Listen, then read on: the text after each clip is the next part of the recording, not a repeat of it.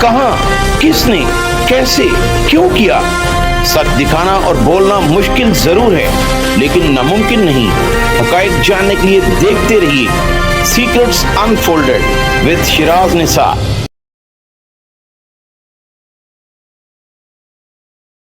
السلام علیکم ناظرین، میں ہوں آپ کا میزبان شراز نثار۔ جس طرح ہم نے آپ کو سب سے پہلے یہ بریکنگ دی نرگس پر جو تشدد کیا گیا اس کے بارے میں بتایا، ماجد بشیر سب انسپیکٹر جو نرگس کا خاوند ہے اس کے خلاف مقدمہ درج کر لیا گیا۔ تھانہ ڈیفنس سی میں نرگس کی مدعیت میں مقدمہ درج کیا گیا۔ یہ واقعہ کیوں اور کیسے پیش آیا؟ آج صبح نرگس نے جو ایف آئی آر کروائی ہے اس کے مطابق نرگس اپنے گھر میں آج صبح نماز فجر کے بعد موجود تھی کہ ماجد بشیر، یہ ایف آئی آر کا جو متن ہے اس کے مطابق ماجد بشیر نشے میں دھت اپنے گھر ہے اور نرگس کو آ کر یہ کہا کہ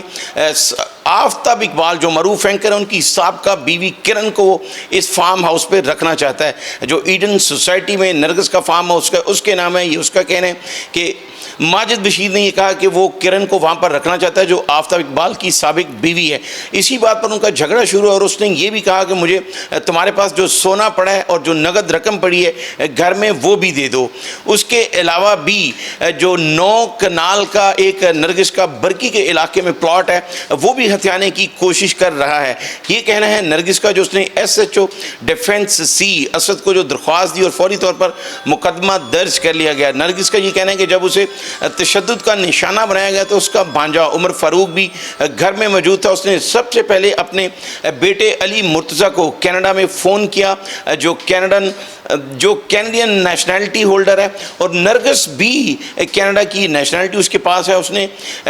کینیڈین امبیسی کو بھی اس بات کی شکایت کی جس کے بعد لاہور پولیس جو حرکت میں آئی اور فوری طور پر مقدمہ درج کر لیا گیا۔ نرگس کا یہ بھی الزام ہے کہ ماجد بشیر کے اور بھی دیگر لڑکیوں کے ساتھ تعلقات ہیں اور کئی بار اس نے مجھ سے کروڑوں روپے لیے ہیں۔ مزید اس کی ڈیمانڈ جو ہے وہ دن بدن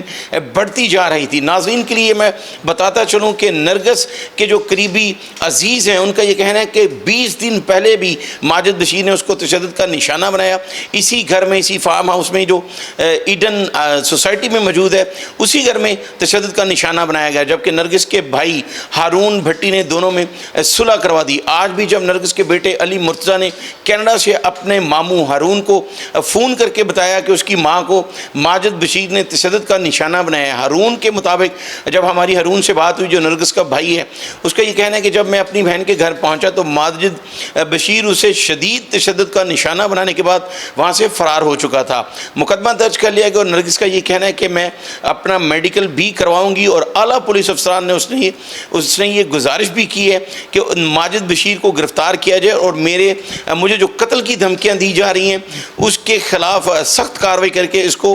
جیل بھجوایا جائے۔ یہاں یہ بات قابل ذکر ہے کہ اس سے قبل چند روز قبل جو ہے وہ لاہور پریس کلب میں نگار چودھری نے بھی ایک پریس کانفرنس کی تھی، اس کی فوٹیج بھی ہمارے پاس موجود ہے۔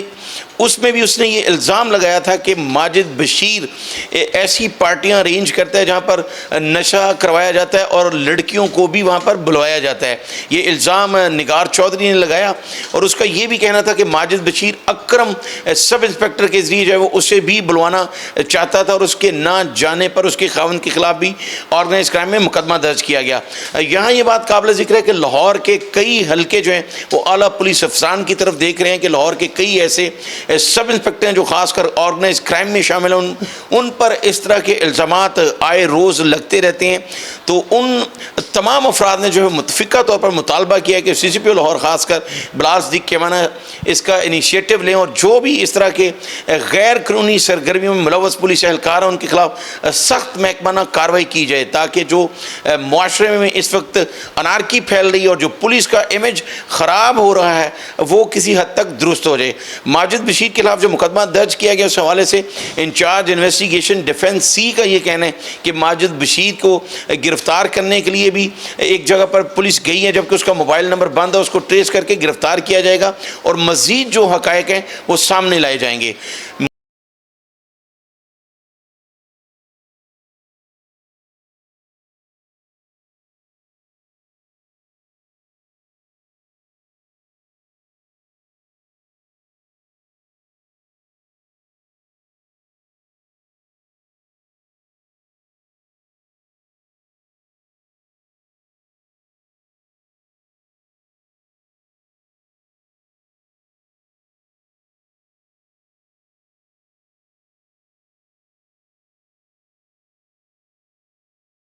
नाज़रीन, जिस तरह आफ्ताब इकबाल की साबका बीवी किरण का इस FIR में भी जिक्र आया और आफ्ताब इकबाल का नाम भी लिखा गया, लेकिन इस हवाले से आफ्ताब इकबाल का अपने करीबी हलकों में ये कहना है और उसी ज़राए से हम ये बात कर रहे हैं, उसका ये कहना है कि वो मेरी साबिक बीवी थी, उसको मैं तलाक दे चुका हूँ, मेरा उससे कोई ताल्लुक़ नहीं है, वो किसी के साथ जाए कहीं भी रहे, मेरा उससे कोई ताल्लुक़ नहीं है। इस हवाले से जब माजिद बशीर से भी हमने बात करने की कोशिश की तो उसका मोबाइल नंबर बंद मिला, जबकि उसके करीबी हलकों का ये कहना है कि कुछ अरसा कबल माजिद बशीर ने नरगिस से शादी की थी और उसके बाद वो उसी फार्म हाउस में उसके साथ रहाइश पजीर था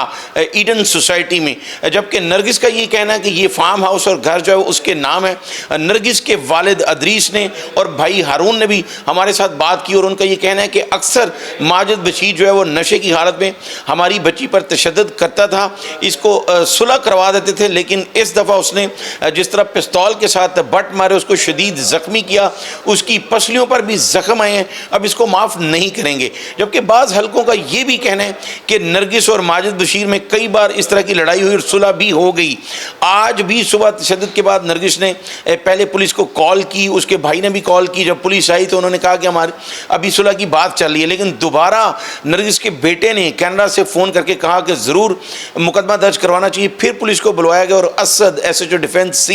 उसको दरख्वास्त दी गई, मुकदमा जिस तरह हमने पहले भी बताया कि दर्ज कर लिया गया और अब पुलिस आगे तफ्तीश क्या करती है इसके बारे में भी हम आपको तफसील से बताएंगे। फ़िलहाल इंचार्ज इन्वेस्टिगेशन का ये कहना है कि माजिद बशीर का नंबर बंद है और उसको तलाश कर रहे हैं, उसको गिरफ्तार करके अदालत में पेश किया जाएगा। मुझे अगले प्रोग्राम तक के लिए इजाज़त दीजिए। अल्लाह हाफ़िज़।